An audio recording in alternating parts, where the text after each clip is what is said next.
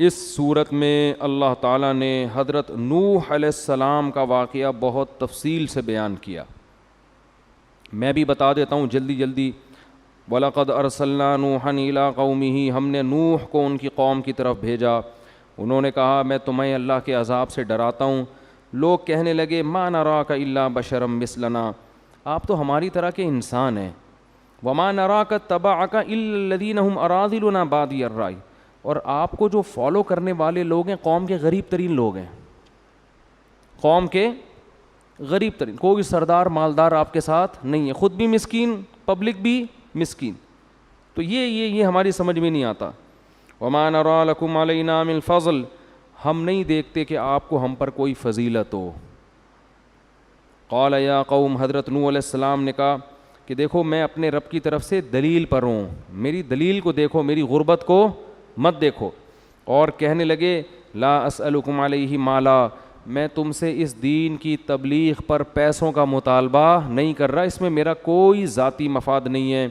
اور من ینصرنی من اللہ ان طردتہم, ان غریبوں کو اگر میں اپنی محفل سے نکال دوں گا تو مجھے اللہ کے عذاب سے کون بچائے گا. یہ آواز گونج رہی ہے, اس مائک کو سیٹ کریں یار, گونج رہی ہے نا آواز, کل بھی بہت خراب آواز گئی ہے. تو میں ان غریبوں کو اپنی محفل سے نہیں نکال سکتا. تو اسلام کی دعوت سب کے لیے بھائی, امیر غریب سب برابر ہیں اس میں. اور میں تم سے یہ نہیں کہتا کہ میرے پاس اللہ کے خزانے ہیں, نہ میں غیب کا علم جانتا ہوں, نہ میں فرشتہ ہوں. اور جن غریبوں کو تم دیکھ کے کہتے ہو نا کہ یہ کسی کام کے نہیں ہیں, میں ان کے بارے میں یہ نہیں کہتا کہ اللہ ان سے راضی نہیں ہے. ہو سکتا ہے اللہ ان کو بہت نوازے گا ان کے ایمان اور عمل کی وجہ سے. تو اللہ فرماتے ہیں 950 سال نوح علیہ السلام دعوت دیتے دیتے دیتے دیتے یہاں تک پہنچ گئے کہ قوم پھر ایک دن آپ سے کہنے لگی یا نوح قد جادلتنا فاکثرت جدالنا, اے نوح تو نے جھگڑا کیا اور بہت ہی کر لیا, 950 سال ہو گئے ہماری تیری بحث کو. تو یہ کہتا ہے کہ ان بتوں کی عبادت چھوڑ دو, ہم کہتے ہیں باپ دادا سے کرتے آ رہے ہیں. فاتنا بما تعیدنا, اب تو جو ہم سے عذاب کا وعدہ کرتا ہے نا وہ لے آ, ان کنت من الصادقین, اگر تو سچا ہے اب دکھا دے, بہت ہو گیا, ہمیں تو کہیں نظر نہیں آتا. تو اللہ کہتے ہیں کہ میں نے نوح علیہ السلام سے کہا لن یؤمن من قومک الا من قد آمن, اے نوح اب مزید تیری قوم میں سے کوئی شخص ایمان نہیں لائے گا, لہذا اب تو نے کیا کرنا ہے, واصنع الفلک بأعیننا ووحینا, ہماری نگرانی میں کشتی تیار کر. دیکھو ایک بات خوب یاد رکھو, اللہ کا عذاب اس وقت آتا ہے جب لوگ اطمینان کر بیٹھتے ہیں کہ اب عذاب نہیں آئے گا. جب تک انسان کو خطرہ ہوتا ہے نا کہ عذاب نہ آ جائے تو نہیں آتا, جہاں اطمینان ہوا کہ اب نہیں آئے گا تو قرآن سے پتہ چلتا ہے کہ اسی وقت آتا ہے. جب بھی انسان گناہ کرتا ہے نا اس کے مسلمان کے دل میں خوف ہوتا ہے کہ کوئی چھت نہ پھٹ جائے کہیں. یہ خوف اس کی علامت ہے کہ امید ہے ابھی توبہ کی مہلت ملے گی. لیکن جب مطمئن ہو گئے نا یار کب سے کر رہا ہوں گناہ, نہ آج تک چھت پھٹی ہے, نہ کوئی نقصان ہوا, کچھ بھی نہیں ہوا, تو بس سمجھ لو کہ اب تباہی کے دن آ گئے ہیں, کیونکہ غیب کا معاملہ ہے نا سارا. تو قوموں کے ساتھ بھی ایسے ہوتا تھا. قومیں شروع میں ڈرتی تھیں کہ عذاب نہ آ جائے تو پیغمبروں کی مخالفت تو کرتی تھیں, لیکن اسے ایک لمٹ ہوتی تھی, ڈرتے بھی تھے. لیکن جس قوم کو بھی جب یہ ہوا نا کہ بھائی کوئی نہیں آ رہا, آپ کی باتیں ہی ہیں, آپ کے پاس عذاب نہیں ہے, تو پھر اللہ کا عذاب آتا ہے. تو قرآن کہتا ہے ہم نے نوح علیہ السلام سے کہا کہ آپ ہماری نظروں کے سامنے کشتی تیار کریں اور اب ان ظالموں کے بارے میں مجھ سے بات نہیں کرنا, ان کی سفارش نہیں کرنا, یہ سب غرق ہوں گے. وَيَصْنَعُ الْفُلْكَ, نوح علیہ السلام کشتی تیار کر رہے تھے اور ایمان والے ان کے ساتھ مل کر. وَكُلَّمَا مَرَّ عَلَيْهِ مَلَأٌ مِّن قَوْمِهِ سَخِرُوا مِنْهُ, جب بھی قوم کے سردار لوگ وہاں سے گزرتے مذاق اڑاتے کہ نہ قریب میں کوئی دریا ہے نہ کوئی سمندر ہے, اور خشکیوں میں کیا تیار ہو رہی ہے, کشتی. خوب اچھی طرح سمجھ لو, یہ جو ہمارا ایجوکیٹڈ طبقہ ہے نا یونیورسٹیوں کا, یہ سمجھتا ہے کہ دلیل صرف کسی سائنٹیفک حقیقت کو ہی کہتے ہیں, کسی سچے کی خبر ان کی نظر میں دلیل نہیں ہوتی. یہ جو پڑھا لکھا طبقہ ہے نا, یہ کس چیز سے دھوکے میں آیا ہے کہ یار نہ ہمیں قبر کا عذاب نظر آ رہا ہے, نہ ہم نے قوم عاد قوم ثمود کو تباہ ہوتے ہوئے دیکھا, یہ تو نیچرل ہے سب کچھ. وہ سمجھتے ہیں کہ جو سائنسدان کہے گا نا وہی صحیح ہو سکتا ہے, اس کے علاوہ کچھ صحیح بولو نہیں ہو سکتا. حالانکہ خبر جو ہے نا, خبر کسی سچے کی خبر, یہ خود ایک دلیل ہے. مثال کے طور پر دیکھو, میں نے شہیدوں کے خون کی خوشبو اپنی ناک سے سونگھی ہے, خدا کی قسم. سائنسدان مانے گا اس کو؟ میں اگر لمس یونیورسٹی میں جا کے بتاؤں کہ میں نے شہیدوں کی کئی مہینے پرانی لاشیں بھی محفوظ دیکھی اور ان کے خون میں خوشبو بھی دیکھی ہے, تو وہ کیا کریں گے؟ شاید کسی نے پرفیوم ڈال دیا ہو, وہ یہ کہیں گے نا. کیا خیال ہے بھائی؟ لیکن عقل مند آدمی وہ کہے گا کہ یار مولانا صاحب کا کوئی مفاد بھی نہیں ہے اس خبر میں, قرآن سامنے رکھ کر ممبر پہ بیٹھ کے جھوٹ نہیں بولیں گے. تو جو مجھے سچا سمجھتا ہے اس کی نظر میں میری یہ خبر ہی دلیل, اس کے لیے دلیل کے طور پر کافی ہے. تو ہماری کیا حیثیت, جنہوں نے پیغمبروں کے معجزوں کو اپنی آنکھوں سے دیکھا, ان کے لیے پیغمبر کا قول سائنسدانوں سے ہزارہا گنا بڑھ کر کیا ہوتی ہے؟ حجت اور دلیل. تو ہمارے لیے محمد صلی اللہ علیہ وسلم کا جو قول ہے یہ سائنس اور سائنسدانوں سے بڑھ کر اس کی ویلیو ہے. وجہ اس کی یہ کہ ان کا سچا ہونا اتنے مضبوط دلائل سے ثابت ہے, موسیٰ علیہ السلام کا سچا ہونا, عیسیٰ ابن مریم کا سچا ہونا, کہ اس سے زیادہ دلائل کسی کے سچے ہونے پر قائم ہو نہیں سکتے. تو اب وہ بیوقوف لوگ, انہیں چاہیے تھا کہ 950 سال جو پیغمبر تبلیغ کر رہا ہے اور اس میں ان کا اپنا مفاد نہیں ہے, کوئی مفاد نہیں ہوتا تو 950 سال کون لگا رہتا ہے بھائی کسی کے پیچھے؟ کچھ بھی نہیں مل رہا, نہ کوئی ہدیے مل رہے ہیں, نہ کوئی نذرانے مل رہے ہیں, کخ بھی نہیں مل رہا. اور دوسری بات یہ کہ ان کی باتیں بھی ٹھیک ہیں, جتنی باتیں کر رہے ہیں یہ کیا کر رہے ہیں؟ صحیح کر رہے ہیں کہ پتھروں کے بنے ہوئے بتوں کی عبادت مت کرو, بات بھی صحیح ہے, بندہ بھی ٹھیک ہے, تو اس سے بڑی کیا دلیل ہوگی کہ یہ سچ بول رہے ہیں؟ تو اب عقل مندی کا تقاضا تھا کہ وہ جب یہ کہتے کہ طوفان آنے والا ہے اور اللہ آسمان سے بارشیں برسائے گا, طوفان برسائے گا, جو کشتی میں بیٹھ جائے گا وہ بچ جائے گا, جو نہیں بیٹھے گا وہ نہیں بچے گا, تو عقل مندی کا تقاضا تھا کہ مان لیتے کہ بھائی یہ جو خبر دے رہے ہیں ویسا ہی ہوگا, اللہ کچھ کرنے کے لیے سائنس کا محتاج نہیں ہے. لیکن وہ احمق اور بیوقوف وہ حضرت نوح علیہ السلام کا مذاق اڑاتے تھے, کیونکہ ان کے جو محکمہ موسمیات والے تھے وہ یہ خبریں دے رہے تھے کہ بارش کا دور دور تک بھی کوئی امکان نہیں ہے, بہت مشکل ہے.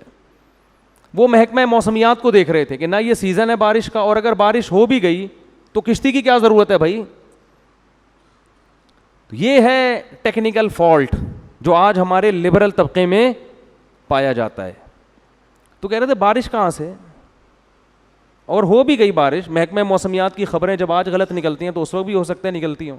ان کے جو محکمہ موسمیات تھے نا وہ ایسے ہی پہاڑوں پہ ادھر ادھر دیکھ کے, موسم تو ہوتے ہیں نا بارشوں کے, اس سے ہی اندازہ ہو جاتا ہے کہ ابھی یہ کون سا سیزن چل رہا ہے بارش کا. تو اس لیے قرآن کہہ رہا ہے وہ بجائے ڈرنے کے کہ اب تو واقعی عذاب آ رہا ہے, اب تو یہ کشتی بنا رہے ہیں, طوفان کی خبریں آ رہی ہیں, تو قرآن کہہ رہا ہے کلما مر علیہ ملأ من قومہ سخروا منہ, جب بھی قوم کے سردار گزرتے نا مذاق اڑاتے.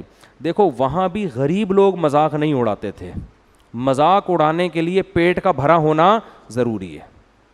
لبرل طبقہ مولویوں کا مذاق اڑاتا ہے, رکشے ٹیکسی والے چاہے دین پہ نہ بھی چلیں یہ علماء کا مذاق نہیں اڑاتے. مذاق اڑانے کے لیے آج کل پڑھا لکھا ہونا ضروری ہے, ان میں تکبر ہوتا ہے, ہمیں آتا ہے, ان کو کیا پتا.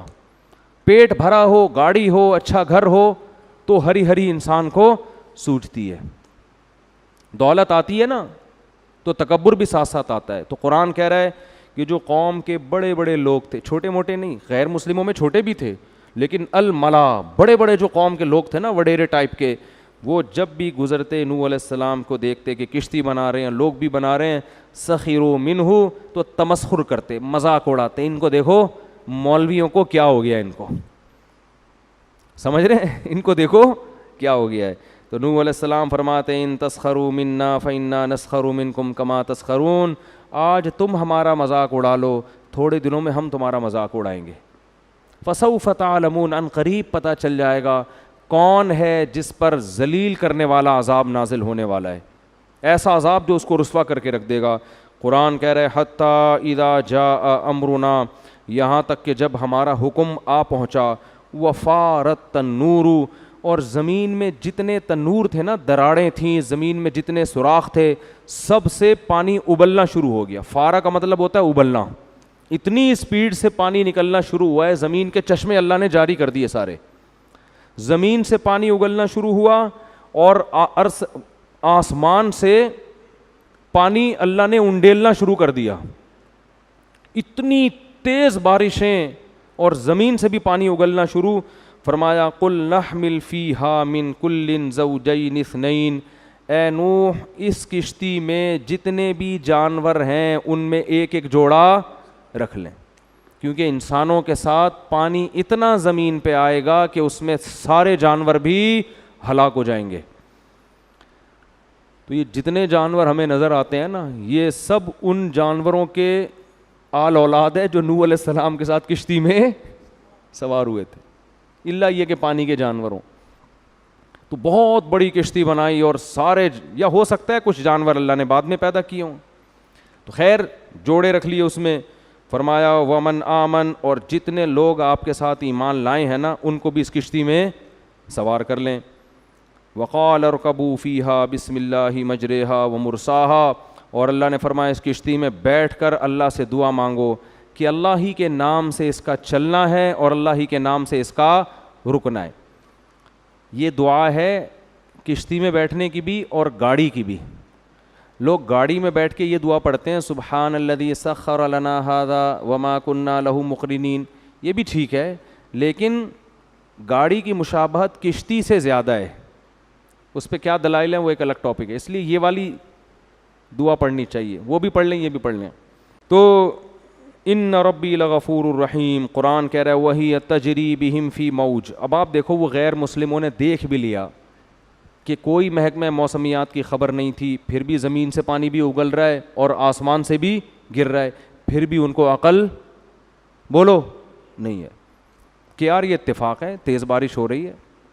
حالانکہ اب تو ایمان لانا چاہیے تھا نا, لیکن وہی ہے انسان کی عقل پہ جب پردے پڑتے ہیں نا خواہشات کے, تو اسے بات سمجھ میں نہیں آتی.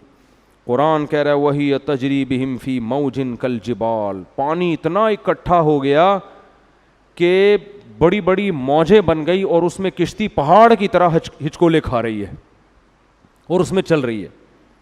ونادى نوح ابنہ وکان فی معزل, بہت سے لوگ اس وقت تک غرق ہو چکے تھے. نوح علیہ السلام نے اپنے بیٹے کو دیکھا جو ایک کنارے پہ کھڑا ہوا ہے. اس کو نوح علیہ السلام نے پکارا یا بنی ارکم معنا, اے میرے پیارے بچے, اے میرے پیارے بیٹے. بنیہ کا مطلب میرے پیارے بیٹے, محبت سے اس کو پکارا. ارکم معنا, آ جاؤ ہمارے ساتھ کشتی میں سوار ہو جاؤ. اپنا بیٹا ایمان نہیں لایا, دیکھیں. ولا تکن مع الکافرین, اور آج کافروں کا ساتھ مت دو, ان کے ساتھ مت ہو. کیا کہتا ہے جواب میں؟ قال سآوی الی جبل یعصمنی من الماء, ابا میں ایسے پہاڑ پہ چڑھ جاؤں گا جو مجھے پانی سے بچا لے گا. قد میرا لمبا ہے, پہاڑ تک تھوڑی پانی پہنچے گا, پہاڑ کے اوپر چڑھ جاؤں گا میں. قال لا عاصم اليوم من امر اللہ, فرمایا ہے میرے بیٹے آج اللہ کے اس عذاب سے تجھے کوئی نہیں بچا سکتا, صرف وہی بچے گا مر رحم, جس پر اللہ کا رحم ہوگا. یہ وہ طوفان نہیں ہے جو نارملی آیا کرتے ہیں جن میں پہاڑوں پہ چڑھنے سے بچت ہو جاتی ہے, یہ وہ نہیں ہے. یہ اللہ نے قوم کو تباہ کرنے کا ارادہ کیا ہے. اللہ فرماتے ہیں ابھی یہ آپس میں نوح علیہ السلام اور ان کے بیٹے کا مکالمہ چل رہا ہے. وحال بینہم الموج, ایک بہت بڑی لہر آئی ہے. فکان من المغرقین, اور اس لہر نے نوح علیہ السلام کے بیٹے کو پانی کے اندر غرق کر دیا, پوری قوم کو تباہ کر دیا اللہ نے. اور قرآن میں دوسرے مقام پر آتا ہے اغرقوا فادخلوا نارا, پانی کے اندر غرق کیا اور آگ میں داخل کر دیا. پانی کے اندر غرق کیا اور فا کہتے ہیں تعقیب مع الوصل, فوراً کوئی کام ہو, ادھر پانی میں غرق ہوئے ادھر فوراً آگ میں داخل. اس سے علماء نے استدلال کیا ہے کہ عذاب قبر کے لیے قبر میں دفن ہونا ضروری نہیں ہے. اگر کسی کی لاش کو آپ پانی کے اندر بھی پھینک دیں گے, اللہ اسی پانی کے اندر قبر کا عذاب اس کے لیے پیدا کر دے گا, اور قبر کے عذاب میں آگ ہوتی ہے, اسی پانی کے اندر اللہ اس کے لیے آگ کا انتظام کریں گے. یہ بالکل ایسے ہی ہے جیسے آپ ایئر کنڈیشن روم میں سو رہے ہو اور آپ کو خواب میں پھانسی کے گھاٹ پہ لے جایا جا رہا ہو, خواب میں آپ کو آگ میں ڈالا جا رہا ہو, تو کس قدر تکلیف ہوگی آپ کو, حالانکہ آپ کی باڈی کہاں رکھی ہوئی ہے, اے سی ایئر کنڈیشن ٹھنڈی جگہ پہ رکھی ہوئی ہے, برف میں آپ لیٹے ہوئے ہیں. تو جیسے سوتا ہوا آدمی, اس پر جو گزر رہی ہوتی ہے وہ سوتا ہوا آدمی جانتا ہے, ایسے ہی مرنے کے بعد آپ قبر کے اندر ہوں یا پانی کے اندر ہوں, لیکن آپ پہ جو گزرتی ہے وہ آپ جانتے ہیں اور آپ کا رب جانتا ہے. اللہ ہم سب کو اس عذاب قبر سے محفوظ رکھے. فرعون کے بارے میں بھی ہے, فرعون تو ہمیں عجائب گھر میں نظر آتا ہے لیٹا ہوا, قرآن کہہ رہے ہیں نہیں, النار ایک آگ ہے, یعرضون علیہا غدوا وعشیا, اس آگ میں اس کو صبح بھی جلایا جاتا ہے اور شام بھی جلایا جاتا ہے. وَيَوْمَ تَقُومُ السَّاعَةُ, اور جس دن قیامت قائم ہوگی, ادخلوا آل فرعون اشد العذاب, حکم ہوگا کہ اس سے بڑی آگ میں اس کو داخل کر دو. برزخ تو کم درجے کا عذاب ہے, جہنم اس سے بڑی چیز ہے, اللہ ہم سب کو محفوظ رکھے. تو فرمایا فکان من المغرقین وقیل یا ارض ابلعی ماءک, اتنا پانی تھا نا زمین میں, اتنا پانی پیدا ہو چکا تھا کہ قرآن کی بلاغت دیکھو. اب ایسا نہیں ہوا کہ اللہ نے زمین کو حکم دیا ہو کہ پانی آہستہ آہستہ, جیسے بہت زیادہ پانی جب کھڑا ہو جاتا ہے تو اس کو ختم ہونے میں بھی کئی مہینے لگتے ہیں, پانی جذب ہونے میں, ہوا میں اڑنے میں, دھوپ بخارات بن کے. لیکن اتنا پانی ہو گیا تھا کہ اب انسانوں کے لیے زمین پہ رہنا ممکن نہیں تھا. اس لیے قرآن کہتا ہے قیل یا ارضو, اللہ فرماتے ہم نے کہا اے زمین ابلعی ماءکی, پانی کو نگلنا شروع کر, جذب نہیں کرنا ہے, گھونٹ بھر بھر کے بولو پینا ہے تو نے, نگلنا ہے. وَيَا سَمَاءُ أَقْلِعِي, اور آسمان سے اتنا پانی برس رہا تھا کہ اللہ نے آسمان کو تھمنے کا حکم نہیں دیا, کیونکہ اتنا پانی جب برستا ہے تو تھمتے تھمتے بھی بہت برس جاتا ہے.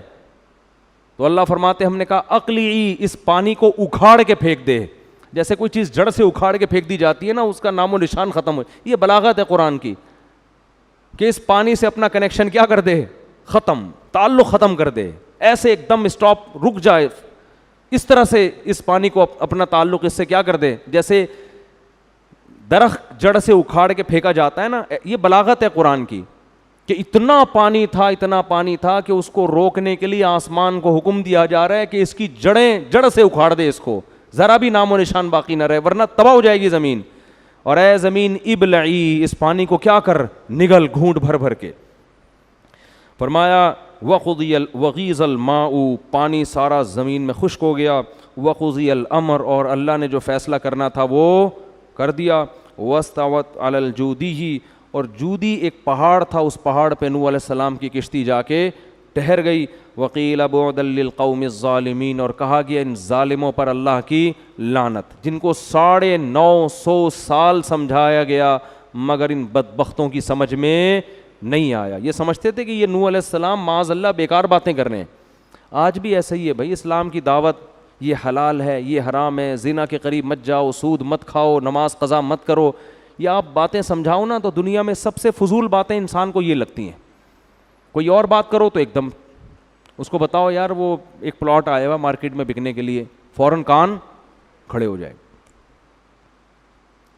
یار وہ بحریہ ٹاؤن کے پلاٹ ہو گئے ہیں تھوڑے سے سستے, ایک دم آدمی جوش میں آ جائے. ہوتا ہے کہ نہیں ہوتا؟ تو ہماری نظر میں سب سے ہلکی دعوت اللہ کی ہے, اللہ کی نظر میں سب سے بھاری دعوت اللہ کی ہے.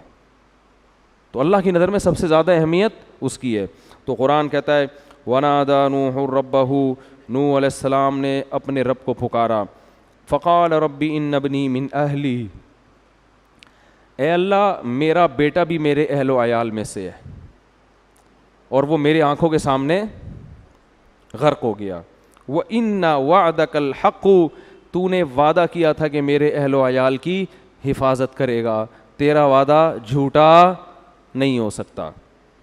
اللہ تعالیٰ فرماتے ہیں یا نوح انہ لیس من اہلک, تیرا بیٹا تیرے اہل و عیال میں سے نہیں ہے، انہ عمل غیر صالح، اس کا عمل ٹھیک نہیں ہے، فلا تسألنی ما لیس لک بہ علم، ایسا سوال مجھ سے مت کر جس کے جائز ہونے کی تیرے پاس دلیل نہیں ہے، انی اعظک ان تکون من الجاہلین، اے نوح میں تجھے نصیحت کر رہا ہوں تاکہ تو ناسمجھ لوگوں میں سے نہ ہو جائے۔ حضرت نوح علیہ السلام کو اندازہ ہوا کہ اللہ میرے اس مطالبے پہ شدید غضبناک ہوئے، فوراً توبہ استغفار کرنے لگے۔ اعوذ بک ان اسألک ما لیس بہ علم، اے اللہ میں تیری پناہ مانگتا ہوں کہ میں تجھ سے ایسی دعا مانگوں جس کے جائز ہونے کی میرے پاس دلیل نہ ہو، وَإِلَّا تَغْفِرْ لِي وَتَرْحَمْنِي، اگر تو نے میرے اس دعا پر میری مغفرت نہ کی اور مجھ پہ رحم نہ کیا، اکم من الخاسرین، میں خسارے والوں میں سے ہو جاؤں گا۔ مغفرت کرنے کے میں نے یہ دعا کیوں مانگی؟ قیل یا نوح اہبط بسلام منا، اللہ فرماتے ہیں ہم نے نوح سے کہا ہے نوح اہبط، اتر جا اب زمین پر۔ نوح علیہ السلام کا طوفان وہ تھا جس میں ساری دنیا کے سارے انسانوں کو اللہ نے ہلاک کر دیا تھا، یا تو اس لیے کہ طوفان پوری زمین پر آیا، یا اس لیے کہ اس وقت دنیا کی آبادی اسی ایریے میں تھی، سب لاکھوں لوگ تھے، سب ہلاک ہو گئے۔ اللہ کہتے ہیں ہم نے نوح سے کہا کہ آپ سلامتی کے ساتھ اتر جائیں، وبرکات علیک، اب اللہ کی آپ پر برکتیں ہوں گی کیونکہ زمین گناہوں سے پاک ہو گئی ہے، وعلی امم ممن معک، اور جو لوگ آپ کے ساتھ ہیں ان پر بھی اللہ کی برکتیں۔ تو نوح علیہ السلام کے 3 بیٹے تھے، اس میں حام، سام اور یافس، جن کے نام آسمانی کتابوں میں لکھے ہوئے ہیں۔ آگے جتنی بھی نسل چلی ہے وہ ان 3 بیٹوں سے چلی ہے، تو اسی لیے حضرت نوح علیہ السلام کو آدم ثانی کہا جاتا ہے، دوسرے آدم۔ ہم سب کا شجرہ نسب نوح علیہ السلام سے جا کے ملتا ہے، کسی کا حام سے، کسی کا سام سے، کسی کا یافس سے۔ اب پتہ نہیں آپ کس ان میں سے، ہو سکتا ہے ہمارے چچا زاد بھائی بیٹھے ہوئے ہوں یہاں پہ آپ ٹھیک ہے نا۔ وہ تینوں بیٹے پھیل گئے تھے دنیا میں، پھر وہ ایک شیعہ ذاکر ہیں، انہوں نے تو پھر اتنی لمبی نسل ان کی چلائی ہے کہ وہ ایک بیٹی ملیشیا تھی، اس کا نام ملیشیا پڑ گیا، پھر ایک کراچی آئی تو اس کا نام، وہ تو پورا ان کا پروگرام تھا نا، جن کا انتقال ہو گیا وہ تھوڑا زیادہ ہو گیا تھا، ٹھیک ہے نا، وہ تھوڑا کیا ہو گیا تھا کہ وہ پھر ایک بیٹا وہاں چلا گیا، پھر اس کی ایک بچی کی شادی ہوئی، وہ وہاں گئی تو اس کا نام ملیشیا تھا، تو اس کا نام ملیشیا پڑ گیا، تو کراچی وہ پورا انہوں نے رپورٹ پیش کی ہے۔ بہرحال تو اللہ فرماتے ہم نے نوح سے کہا کہ آپ پر اللہ کی برکتیں، وَأُمَمٌ سَنُمَتِّعُهُمْ، اور ایک قوم ہوگی جن کو ہم فائدہ دیں گے اور پھر ان کو بھی یہی دردناک عذاب پہنچے گا، کیونکہ ابھی تو یہ صحیح چلیں گے، آہستہ آہستہ ان کی نسل میں پھر نافرمان لوگ پیدا ہونا شروع ہو جائیں گے۔ جیسے تبلیغ میں جب چلہ لگا کے آؤ نا، 4 دن تک تو ایسا لگتا ہے اس سے زیادہ نیک دنیا میں کوئی پیدا ہوا ہی نہیں ہے، تھوڑے دنوں میں پھر وہیں ڈرامہ دیکھ رہا ہوگا بیٹھ کے۔ اعتکاف میں 10 دن لگا کے جاتے ہیں، ایسا لگتا ہے فرشتہ پیدا ہو گیا ہے، 1 ہفتے کے بعد اس کو خود تعجب ہوتا ہے مجھے ہو کیا گیا یار، میں تھا کیا، پھر وہی فلمیں، ڈرامے، یہ سب چیزیں۔ تو یہ انسان پہ غفلت کے پردے پڑے ہوئے ہیں۔ تو اللہ نے بتا دیا کہ ابھی تک تو آپ کی قوم پہ برکتیں، لیکن ان کی نسلوں میں ایسی قومیں پیدا ہوں گی کہ ان کو پھر ہماری طرف سے دردناک عذاب پہنچے گا، اور میں یاد دہانی کے لیے ان کے پاس بھی پیغمبروں کو بھیجوں گا۔ تو اللہ نے اس قوم کو تباہ کیا۔ پھر اللہ ہمارے پیغمبر کو تسلی دے رہا ہے، تلک من انباء الغیب نوحیھا الیک، اے نبی یہ غیب کی خبریں ہیں جو ہم آپ کو بتا رہے ہیں، ما کنت تعلمها انت ولا قومک من قبل ھذا، نہ ان باتوں کو آپ پہلے جانتے تھے اور نہ آپ کی قوم۔ یہ تو یہود و نصارہ جانتے تھے یہ واقعات، آج بھی یہودی اپنی کتابوں میں پڑھتے ہیں، تورات میں، انجیل میں، آپ کا ان واقعات سے کوئی واسطہ نہیں تھا۔